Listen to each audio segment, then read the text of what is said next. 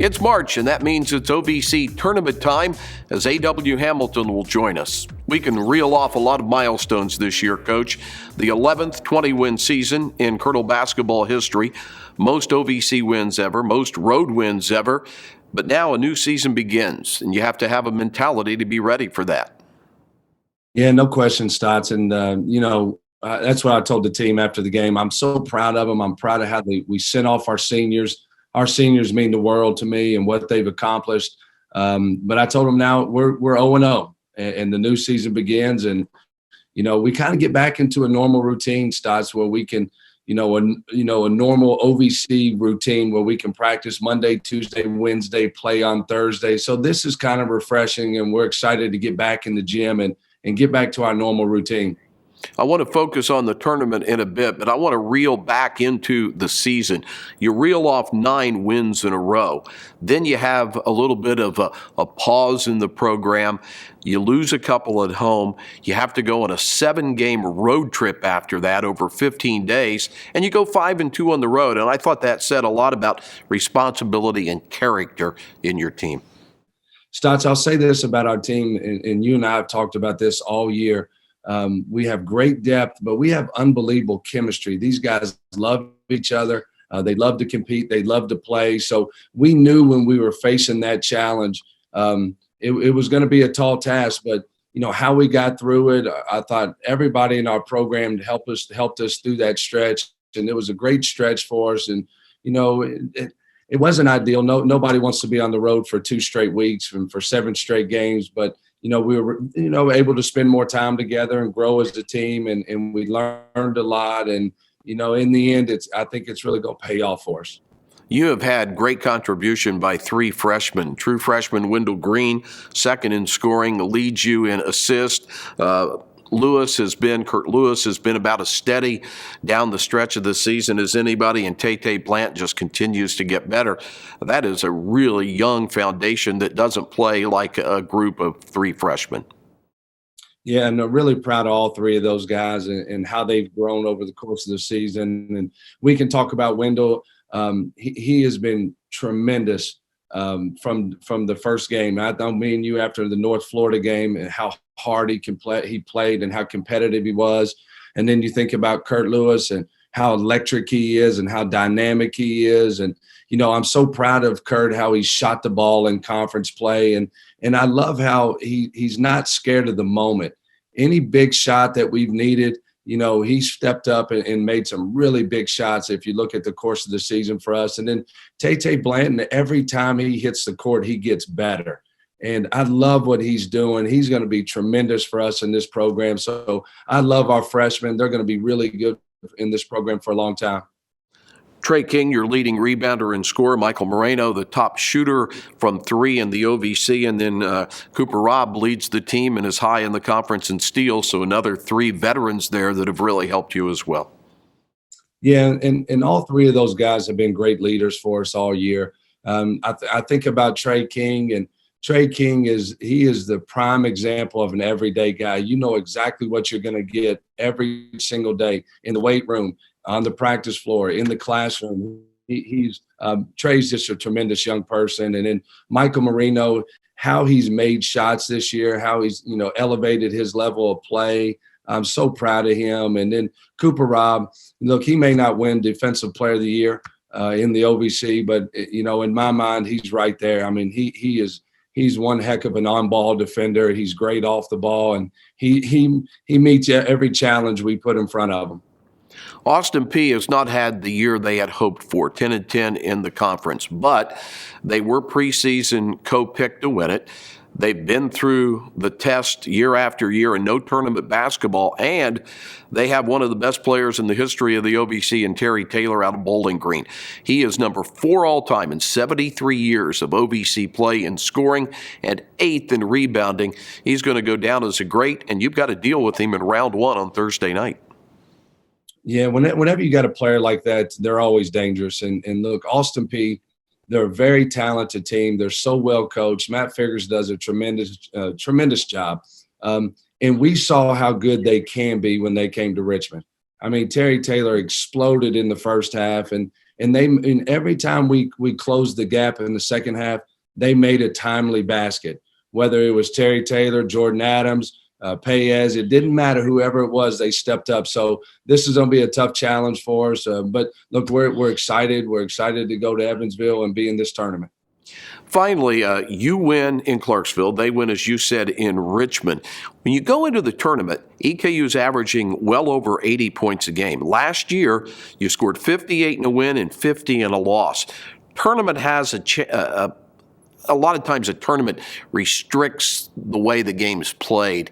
And I think it especially challenges teams that play up-tempo. How can you still be you in tournament time and make sure it's your kind of game against the Governors and if you keep winning other teams?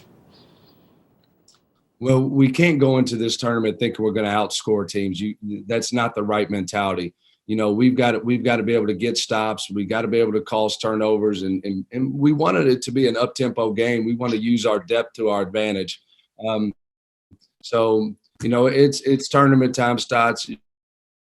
We got to move the ball well. We got to get our guys who can rhythm shots, and we got to get Trey King going in the post. And listen, Stotts, we've had a fun season.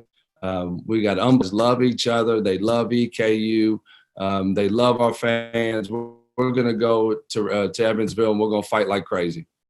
I want to say this, Stotts, and I want to thank our fans for this season, how they got behind us. I know this was a different kind of season, but you were with us all year, Stotts. You saw everybody else's home court environment. Ours was special. The way our fans got behind us, the way they cheered. I know it was only 975 fans each game, but it felt like 5,000. And I couldn't be more grateful. I couldn't be more proud to be the coach here at Eastern.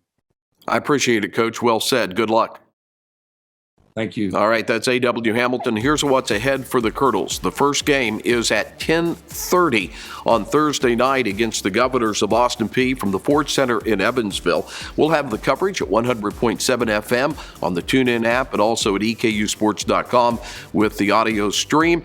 On the family of networks, ESPN will have coverage throughout the tournament as well. If EKU wins on Thursday, it would play again on Friday against either Morehead State or Southeast Missouri State. That game also tips at 10:30, and if the Curdles are fortunate enough to get to the championship game, it will be at 8 o'clock our time on Saturday.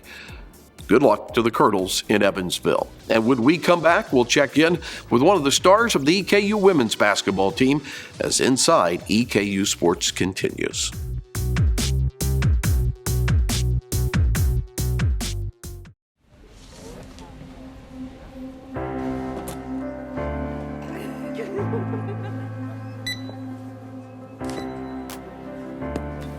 Hey, that comes to $1.45. I'm sorry? Oh yeah, for the cookie. The books are free. For everybody? For all undergraduate students. We call it EKU Booksmart. Let's make that 2 cookies. On campus, online, delivery, or pickup at EKU. The books are on us.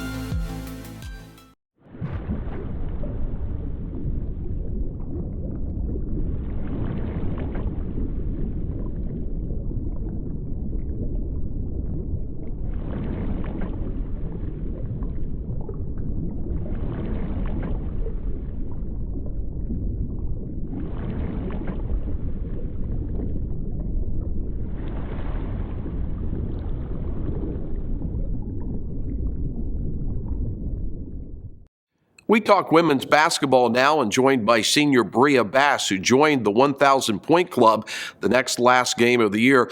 Your family was in the crowd for the last 2 games. You had a great game against Belmont in a close loss. What did it feel like to hit the 1,000-point mark and beyond, Bria? It actually felt really good. Like coming in here my freshman year, I got it in high school. So of course, coming in to college, I'm like, things might be different. So I wasn't so much as focused on getting it. But then when I got it, it was like, I felt a great accomplishment to be able to be in the roles with 23 other people and get it my senior year, all 4 years here. It just really felt great. It's 1,028 points. You also have 632 rebounds, ninth all time, and you're in the top 10 in three-pointers made at 121. You've played 109 games, started 95, so you're a four-year starter. But the good news is I hear you may be a five-year starter. You're planning to come back, with this year being a year that you cannot count against how many you can play, correct? Yes, sir. I'm excited to come back and try to move myself up in EKU records and do anything I can to help next year in any way possible. You've been through the coaching change, and I know Sam Williams has tried to change the culture a bit and get this program focused and improving year by year. What do you see for the Colonels next year as we close out this year with a 9-15 record and look ahead to a new conference and a new season? I think we're going to be excited, and our fans are going to be excited for everybody that we have coming in and returning as well. We can only go up from here. We improved from last year. We improved this year. So it's only going to get better from here, especially with Coach Sam and the coaching staff that we have pushing us in the right direction. I saw your game improve. When you break down your own personal game, where do you think you got better this year from the season before? I think rebounding wise, I got better defensively and offensively. Like last year, I would offensive rebound here and there, but I think it was more consistent this year. And I stuck with that, as well as me being able to shoot the three opened up like for drives. And I felt this year I was more under control versus the previous years, driving wise, like body control, not getting as many charges and running over people. You averaged 5.7 rebounds. It did lead the team. When you looked back at that Belmont game, you went, let me look at the numbers here, 7 of 9 from the field, 4 of 6 from 3, 7 of 7 from the foul line. You didn't miss many. Does a player like you, when you're in a game like that, do you feel like you're so-called in the zone?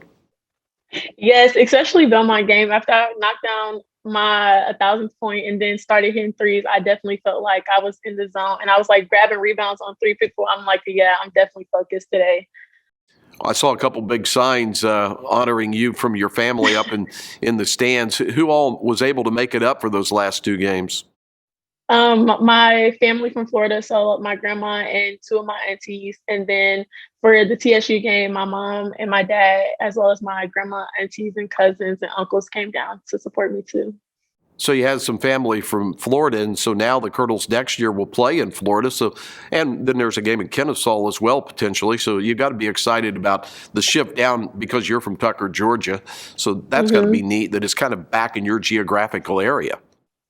Yes, I'm excited. Kennesaw is probably like 40 minutes from me.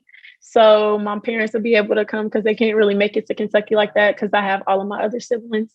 And then as far as Florida, it's 9 hours from Kentucky. So with us being able to play in the A-Sign and play in Florida, my Florida family can finally come to some more games too.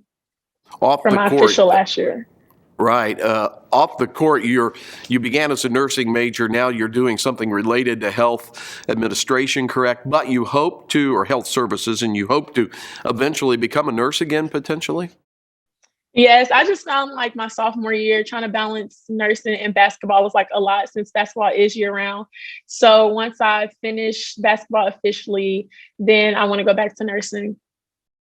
What type of nursing do you think you want to do? I got a sense, I talked to a lot of, and I don't want to answer the question for you, but I talked to a lot of student athletes who somehow want to give back to younger people after their career and what they've received is over. Am I on target there?